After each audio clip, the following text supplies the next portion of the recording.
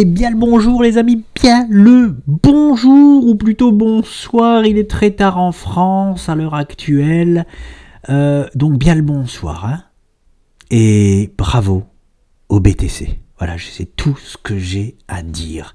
Il nous a proposé exactement ce que l'on voulait, c'est juste exceptionnel. Alors ça ne se voit pas hein, au niveau des prix, oui, mais croyez-moi bien que il s'est tout passé.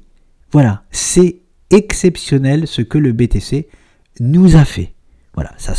Alors, au niveau des prix, on se dit, bon, attends, qu'est-ce qu'il nous dit? Il est qu'au 62 000, il est même pas au 60, il est au 62, 63 000, on était au 61 000, il est à peine pumpé, on peut être dans un rebond technique, et blablabla, et blablabla. Non, je vous le dis de suite, il s'est tout passé. Qu'est-ce qui s'est passé ici d'un point de vue graphique? Alors déjà, on a récupéré cette figure-là, hein, que nous avions cassée à la baisse, on a finalement contourné la pointe et parti à la hausse. Magnifique, mais en plus de ça, donc ici là, très belle séance pour revenir nous casser la structure. Ici là, il nous fait une séance où il nous casse et cette structure-là, chapeau bas BTC. Et qu'est-ce qui est le plus beau là-dedans, hein, c'est pas pour rien que j'avais mis ceci là, c'était pour nous inverser. Pour la toute première fois, messieurs, dames, oui, c'est pour ça que je ne veux pas entendre parler jusqu'à preuve du contraire de rebond technique, non, nous avons inversé la tendance H4 pour la toute première fois depuis ça. Et voilà, toute cette tendance-là, nous n'avons pas réussi à inverser la tendance H4. J'étais chiant avec ma tendance H4 et 30 minutes parce que nous avions inversé une ou deux fois pendant cette baisse la tendance 30 minutes, mais il fallait nous inverser la tendance H4. Ça y est, c'est chose faite, les amis, c'est pour ça que je vous dis ici, là, c'est chose faite. C'est pour ça que je vous dis, il s'est tout passé. Tendance H4 inversée, et de quelle manière? Alors, je vais vous le montrer parce que ça, c'est vraiment le pompon sur la Garonne, j'ai envie de vous dire. Le Bitcoin futur, qu'est-ce que nous voulions? Nous voulions ceci. Ça, c'est magnifique. Il faut savoir que c'est à 10 sur 10. Hein. Ce qui nous a fait ce week-end, c'est à 10 sur 10. Je ne sais plus comment j'ai intitulé ma vidéo de vendredi en disant un week-end palpitant ou quelque chose comme ça, ou qui peut être palpitant.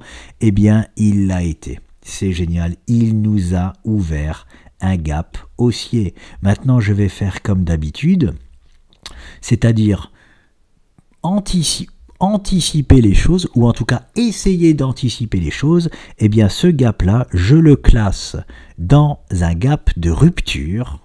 Pourquoi? Et je sais, il y en a déjà qui vont me dire, ah non, tu sais pas si on vient le combler, c'est pas un gap de rupture et blablabla et blablabla. J'appelle ça un gap de rupture jusqu'à preuve du contraire. Pourquoi j'appelle ça un gap de rupture? Parce que déjà, c'est ce que je voulais. Hein. Je vous disais que nous étions, hein, on n'a pas fait cette consolidation n'importe où. On a fait cette consolidation où? Aux 60 600 $, comme par hasard. Son objectif baissier, je le rappelle, de cette structure-là. Et en plus de ça, on arrivait le week-end. Donc, sur une zone de rebond parfait, on arrive le week-end. Donc, c'était l'endroit idéal pour nous proposer un gap de rupture qui nous signale quoi? Ça y est, les amis, j'en ai fini de cette baisse-là, c'est terminé, j'inverse ma tendance, mais en plus avec un gap de rupture, donc je ne veux peut-être plus entendre parler de toute cette consolidation-là dans laquelle nous sommes. Vous voyez ce que je veux dire? Peut-être que, en toute discrétion, parce que personne ne va croire forcément à ce que je vais dire, parce que nous sommes toujours dans la même structure, oui, mais aujourd'hui, avec un gap ici d'ouvert, et que si jamais c'est un gap de rupture, eh bien nous reverrons plus plus jamais ces niveaux-là. Alors attention, quand je dis plus jamais, c'est-à-dire pour 2024, nous ne reverrons pas ces niveaux-là pour 2024, c'est ça que je veux dire. Si c'est bien ta gap de rupture, voilà. La preuve du contraire, c'est quoi? Vous l'aurez deviné, c'est forcément de venir combler ce gap. Si nous comblons ce gap-là, nous ne pourrons plus appeler ça un gap de rupture. Voilà. Donc jusqu'à preuve du contraire, c'est un gap de rupture, mais en tout cas, ça montre la force, la vigueur, le rebond magnifique. En tout cas, voilà. Nous avons eu un rebond magnifique sur la zone attendue. Maintenant, qu'est-ce qui est à privilégier? Forcément, c'est ça. Et donc, ça. Enfin. J'ai envie de vous dire, les amis, comment va se passer ce mouvement? Est-ce que nous allons faire ça, caler ici, refaire un bottom, ça, j'en sais rien. Voilà, j'en sais rien pour le moment. Est-ce que quand on va casser, hop, cette zone jaune que nous attendons depuis des mois, nous allons faire ça, puis ça, je le rappelle, 60% de chance contre 40% que le mouvement se fasse comme ça, puis comme ça. On en reparlera, on va attendre tranquillement que le BTC nous dessine ce qu'il a envie de nous dessiner demain après-demain, et je ferai une petite actualisation BTC. Tout simplement pour voir, pour essayer d'anticiper, on va dire, les moves exacts. Si on peut, des fois, voilà, on doit juste attendre de voir ce qui nous dessine. On va déjà ici, qu'est-ce qu'on attend de voir? Est-ce que nous venons combler ce gap-là ou pas? Ça, c'est la grosse histoire. Voilà, parce que là, on est sur, hop, on est ici, déjà, ici, là, sur une zone dure pour lui, donc il peut profiter de cette zone-là pour venir se poser sur le gap. Je privilégie toujours, pourquoi pas, un retour sur la zone dure, mais le retour peut s'arrêter au-dessus du gap. Vous voyez, on peut très bien, par exemple, voilà, proposer quelque chose comme ça. Voilà. On peut aussi combler partiellement le gap, par exemple, s'arrêter là, et ça aussi, c'est très, je le souligne là, c'est très bullish, de combler partiellement un gap comme celui-ci, c'est très bullish. Ce qui est le moins bullish, c'est de très rapidement venir combler totalement le gap. Voilà, on a déjà fait 1, 2, 3, 4, 5, 6, 7 séances, on ne l'a pas comblé, c'est déjà bien, mais il faut faire mieux que ça. On va voir si on corrige dans les heures et jours à venir. L'idéal de l'idéal, ce serait de ne pas combler entièrement ce gap, de laisser un petit gap, quel qu'il soit, même tout petit, même ça c'est un gap, même ça c'est un gap, voilà.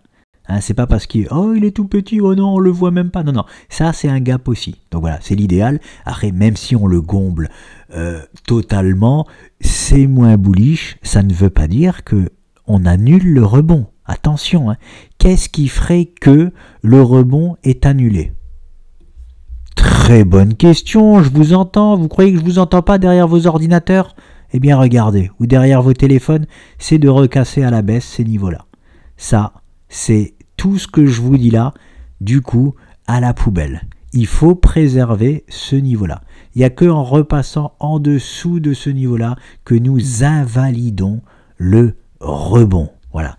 Ça ne veut pas dire que du coup, le scénario catastrophe s'active. Non. On en reparlera plus tard. Déjà, il faut que ces niveaux tiennent et le gap, intéressant de voir ce qu'il devient.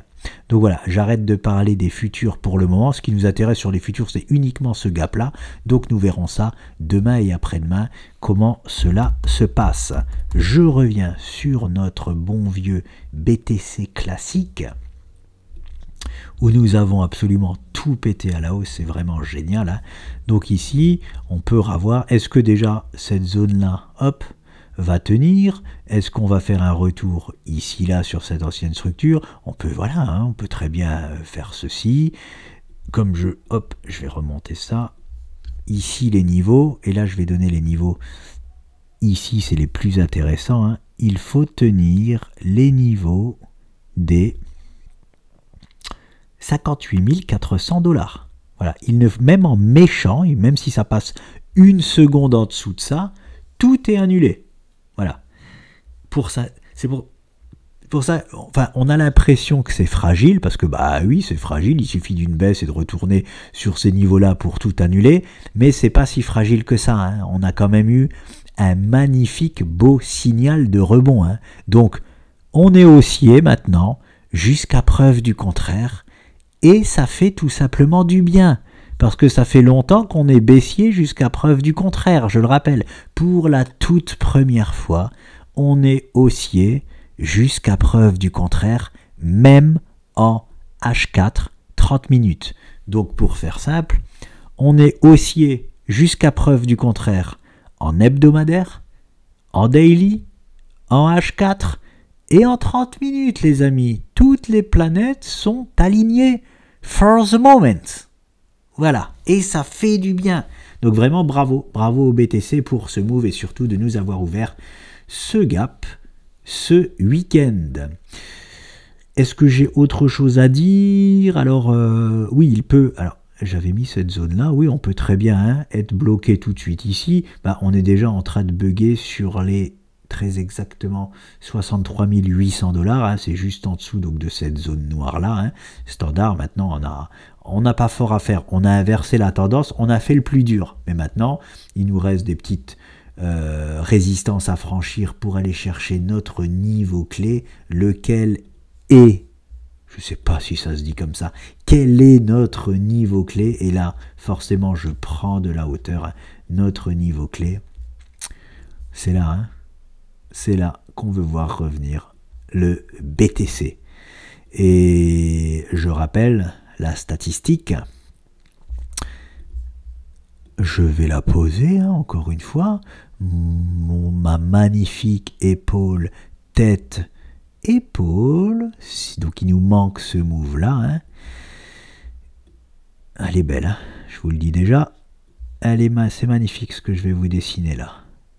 C'est tellement beau que j'ai envie de vous le dessiner à main levée. Voilà. Ni plus ni moins, les amis, si vous voyez le BTC revenir sur ces niveaux-là, nous aurons alors 98% de chance de partir à la hausse. C'est pas beau ça? C'est pas beau ça? Bien sûr que oui. Alors toutes ces stats restent toujours actives, on est toujours, ça c'est la plus grande, voilà, c'est toujours la même figure, c'est-à-dire la figure verte, mais si à l'intérieur de la figure verte, nous avons cette figure bleue, nous avons bel et bien cette figure bleue, on pourra alors passer les stats à ça. C'est encore plus beau. En gros, jusque-là, on avait 79% de chance de partir à la hausse. Eh ben, on aura 98% de chance de partir à la hausse. Voilà, c'est très très bien. Est-ce que ça veut dire que forcément on partira à la hausse? Je le rappelle, non, 98% de chance n'est pas 100% de chance. Et je vais vous prendre mes exemples favoris pour ceux qui jouent un peu au poker ou qui connaissent un peu le poker. Est-ce que vous avez jamais pris une horreur sur la dernière carte? Bien sûr que oui, tous ceux qui ont joué au poker ont déjà pris une horreur sur la dernière carte. Qu'est-ce que c'est une horreur sur la dernière carte? C'est, vous avez paire d'as, le flop est sorti, la turn est sortie, il ne reste plus qu'une carte à tirer, et en face de vous, il y a paire de 2. Voilà. Donc la personne en face de nous, magnifique, en face de vous, elle a plus que 2 cartes dans le paquet pour gagner. On est d'accord, hein? Vous avez paire de 2 en main, il ne reste plus que 2 dans le paquet. Eh bien, sachez que vous avez 4% de chance de perdre. Non, si c'est ça, oui. 2 out, 4% de chance de perdre. Donc vous avez 96% de chance de gagner. Eh bien, des fois, vous ne gagnez pas. D'accord? C'est pour ça que je mets toujours en parallèle le jeu de cartes, parce que c'est beaucoup plus facile à comprendre que le trading. 98% de chance, c'est quand l'adversaire joue une seule carte. Et oui, ça m'est déjà arrivé, les amis. Hein, croyez-moi, ça m'est déjà arrivé. 98% de chance ne veut pas dire 100%. Mais en tout cas, eh ben, on est extrêmement haussier, en tout cas jusqu'à preuve du contraire. Hein. Comme je le dis, nous, notre objectif, c'est pas d'être médium, de deviner l'avenir ou de quoi que ce soit. C'est juste de se servir des statistiques à notre avantage. Voilà. Est-ce que au poker je mets tapis avec paire d'as ou est-ce que au poker je mets tapis avec paire de 2? Ben, personnellement, je mets tapis avec paire d'as. Et à l'heure actuelle, oh, désolé, j'ai changé de fuseau horaire, je suis pas très bien. À l'heure actuelle, on aurait une paire d'as dans les mains. On a déjà une paire d'as dans les mains depuis très longtemps. 80% de chance de partir à la hausse, c'est déjà une paire d'as contre n'importe quelle main.